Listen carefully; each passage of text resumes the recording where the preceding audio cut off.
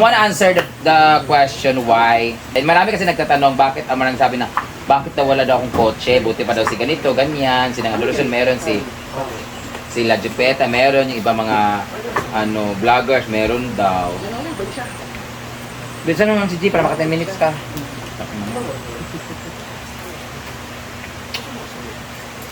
Unang-una guys,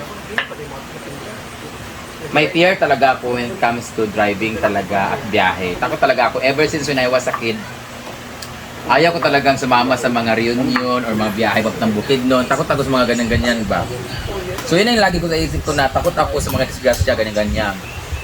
But it happens na na-conquer ko yung fears ko kasi yung trabaho ko is comedian. So may mga racket ako kanang bailan siya, travel ang layo. So naano ako tag nito na kailangan ko talaga siyang bumiyahe. Takot talaga ako. Pangalawa, ayaw ko mag-drive kasi pag may malang lalaki ako makikita sa gilid-gilid, hihinto ako, baka mabangga lang ako. Pangatlo, baka gagamitin lang yung car ko o sasakyan ko sa gimmick. Mabibigyan ko lang ng chance yung mga kaibigan kong mga lasinggero, gimmickero. Baka every week nasa pulse na kami, nasa CDO kami. Am I right? Kaya gustong-gusto namin gumimik sa CDO pero hindi namin magawa kasi nga wala kaming sasakyan, magpo-commute kami, ganito ganyan. Maganda kasi yung pag nag-drive, di ba malasing ka, may sasakyan ka pa uwi. Malayo kasing CDO sa amin proper. Then, ayaw ko rin talaga magkaroon ng sasakyan sa akin, may pamilya, aalis. Takot talaga ako sa mga ganyan. Kaya kapag bumabiyahe ka diba? Kaya pag bumabiyahe ako, magbakasyon kayo, kami mga barkada. Sa kasama mo, Kaibigan ko, ayaw ko talaga. Pero gusto ko talaga ng sasakyan. Pero, dati ko pa yan iniisip. Inuna ko kasi talaga lahat ng masettle yung mga bahay ng mga kapatid ko, bahay ko, lahat-lahat. Kasi hindi ko talaga siya basic needs or basic necessity yung sasakyan talaga. Kasi feeling ko, pag may sasakyan niya, parang gagamitin mo lang siya hanggang masira. Unlike yung pag may bahay. Sana malaki yung expenses. Oo. Tsaka ayaw ko talaga na binabayaran ko monthly. May binabayaran akong 40,000 or 30,000. Then ang sasakyan, na utang. ang laki ng gagastusin pag may ayusin. Unlike pag nagpagawa ka ng bahay, pag wala ng pera, itigil mo na. Pag kumuha ka ng sasakyan guys, ginagamit mo na siya. Tapos pag wala kang pambayad, utang. Saan ka manghihiram ng pambayad? Paano pag ang source of income ko, Facebook lang, social media. Paano pag nawala, di ba? Di masasanla lang yung mga alahas ko. Ano bang, baka mahatak lang yung kotse ko. Pangatlo. Saka marami akong kaibigan sa industriya guys na, or sa kung saan mga kaibigan ko guys na nangungutang dahil walang pambayad ng sasakyan. Ginagamit nila yung mga luxurious car nila sa mga racket o kung saan sa daily nila, nakakakasya sila. Pero guys, nangungutang kasi walang pambayad ng monthly. Kasi, kagaya ko, sabi nila, Brenda, kumuha ka na ng sasakyan ng malaki kasi magagamit mo rin naman yan kasi nagamit mo sa racket mo. Pag nagra-racket ako guys, yung pambayad ko ng sasakyan, doon naman binabawas o meron namang sagot sa ano yun sa client yun, sa event yun . So, di ko na problema yung sasakyan. Nababawasan nga lang yung ibang budget ko kasi minsan nakikipag-deal ako na, sige, half tayo, halfway tayo sa pambayad or including na yung service, depende sa layo. Kung malapit na naman, pwede mo mag-rent na 5,000 lang. Kasi halimbawa, twice a week lang, twice a month or once a month lang yung racket ko. Ano gagawin na sasakyan? Pwede daw parentahan. Ayoko nasisira siya ng ibang tao. Gusto ko ako yung sisira ng gamit ko. Yan ang isa sa way na gusto ko rin parentahan yung van, pero paparentahan mo sa iba, baka masira tapos or mabangga or ano. Alam, ang laki pa nang gagastusin, di ba? Sakit sa ulo. So gusto ko, ito pa, nasa isip ko, magpa 5 years na po ako nagbabayad ng insurance ko sa bangko, BDO, BPI at AXA, meron din po ako. Pag once umabot ako ng 5 years na yon, makukuha ko na yung dalawa, meron akong taga $500,000 siguro, mga 300,000. Buo ko yun makukuha kasi inuna ko yung insurance ko, yung pamilya ko, may binabayaran akong St. Peter, mga pamilya ko, mga mama ko, kapatid ko. Tapos, pag nakuha ko yung top load na yun, kasi magagamit lang naman yung pag nagkasakit or emergency, di ba? Hindi ko naman siya nagagamit, so pwede ko siyang withdrawin, pwede kong ibili na sasakyan yung cash, tapos, saka ako maghuhulog ulit doon sa insurance ulit. Di ba? Pwedeng ganun yan, di ba? At least, hindi yung sasakyan. At sumubo na yun. Oo. So, kung man nagtatanong ngayon, bakit wala akong sasakyan? Kung kumuha na ako dati, siguro fully paid na, pero Hindi, tsaka hindi ka talaga kukuha ng utang. hindi talaga ako kukuha ng utang. Ayaw ko talaga ng utang, guys. Ayaw ko ng Mas utang. mas gusto. Alis na po ba kayo? Aalis na? Mula ka na rin mo? Hindi, kung nag-video man ko, nag-vlog pa man ko, mga kahit mga 5 to 10 minutes lang. Ako. Pagkauman na ni mo, nala ko diya. Yan lang yung siling pan, bahangin sa mga gamay diya, kainit na ba kayo? Ha? Dahil selling pa dadam. So yun yung dahilan kung bakit wala ako sa sakyan. Pero meron kami sa sakyan. Worth 3 million. 3 million. Ang gastos namin na paayos. May sasakyan kami yung yung surplus, Japan surplus yung mini. Nabili ni Mama. Oo, yung BB car ni Mama, binili niya yung 300,000.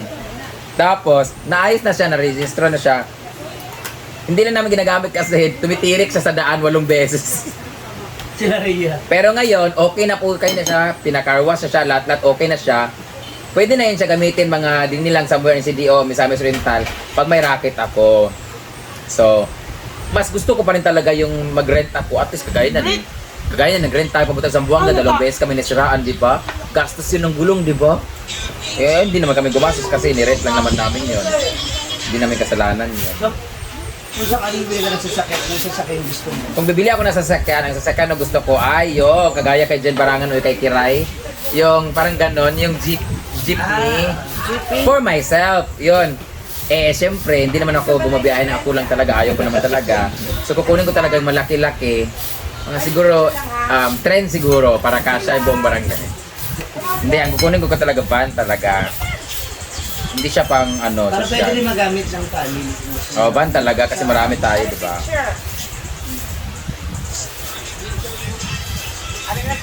Saka yun, kahit saan pwede. Tsaka masaya ako na kahit wala ako sa sakyan. Kompleto naman ang bahay ng pamilya, bahay ng pamilya ko, mga kapatid ko. Settle na. Wala pa akong binabayaran man. Binabayaran ko man talaga, inuura ko talaga yung vitamins ni mama, mga insurance niya, yung mga supplement niya. Tsaka yung insurance namin mga magkakapatid, St. Peter. Bumili na ako ng ibang mga lupa para in case if ever man ano mangyari sa atin, meron akong mapapasa sa mga kapatid ko or pamangkin ko, may mga lupa na sila. O, hindi, ikaw nila. Tapos kumuha na rin kami ng lupa sa sementeryo. Uunahin namin sa Sir Climbers. Ililibing doon, yung mga hindi nagpapaalam. Yun. Kasi sa sasakyan, nakakaalis naman kami kahit saan, di ba? Kahit wala tayong sasakyan. Pero mas gusto ko talaga yung rent kasi pag may nangyari sa sasakyan natin matira, ang laki ng gas natin, mas maganda yung nag-rent tayo. Sila sagot, di ba? Diba ganun yun, di ba? Pareha tong kon. Kasi ikaw, kapag nabili mo ng sasakyan, ikaw na magbibigay ng ano. Unless i-insured mo rin yung sasakyan mo para ano yung mangyari. Mababalik mo pa rin yung Tsaka nakaka-less siya ng gastos dahil sa may walang sasakyan. Kasi kung may sasakyan ako, bayot, ang mga bakla dito. Alis na. Boy tayo, alis tayo sa ganito. motor pa nga lang, di ba? Utak ka. Baka kung nalibutan namin ng buong Misamis Oriental talaga siguro. Mindanao pa ka mo. Eh, lalo na ako, gusto ko talaga ng travel, pero takot talaga ako. Kaya sapit na sa akin yung multicab. Tumitirik sa ano. Okay, okay na Yan, si Bimbo, marunong mag-drive. Pag may sasakyan ako may van, baka kung saan-saan na mag-dinner yung mga yan. Galating na yung salay, yung balingasag. So, tigil-tigil muna tayo sa sasakyan kasi hanggang ano lang tayo, hanggang flex lang tayo for content. Pero napaparami na yung kinilaw kung kinain. Wala na magkakain ito. Pero yung kinilaw kasi 3 piraso lang yun, puro pipino na nakain. Ito na mo ka isda kung ikuan. Kay nabeban di kaon. Sunog sa talon. Alin ba? Din dito. Tinyo mo siguro. Bibili na rin si Kuya mo ng ano. Ano ba? Turbas. Mayo sa talbas. Ikuan. Basta yung bibilin ko, bagong lipunan yung regular, ordinary. Para lahat kasama. Lamig kay kamote. Thank you so much. Yung kayo ng kamote ka. Diyan na ba ni? Tangkon. Report let's Kimaya. O hindi pa ka Tamis, nakabayad. no? Hindi pa ka nakabayad ng lumpia. Tamis no? Ha? Dati? Hindi kayo. Ah, dala niya? Ah, binili? Pinabili.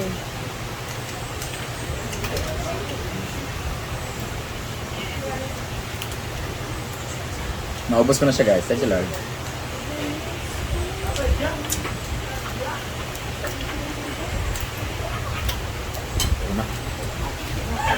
Dola na tanay. Ano na si Britney day? Britney, ade ka Britney. Tapos na ba yan? Balay. Kaya. Buri di ni. Worry Wala, wala yung signal sa balay. Uy! Pabaya ka na ng hingid. Basta token. Wala signal sa bahay. Basta token text. Basta nasa loob. Kauri ni kung asa ka kay ano ka panangay ba ka kung asa ka matulog. Pasig na ganung gaban na gabi o Kagabi na dyan wala. Ha?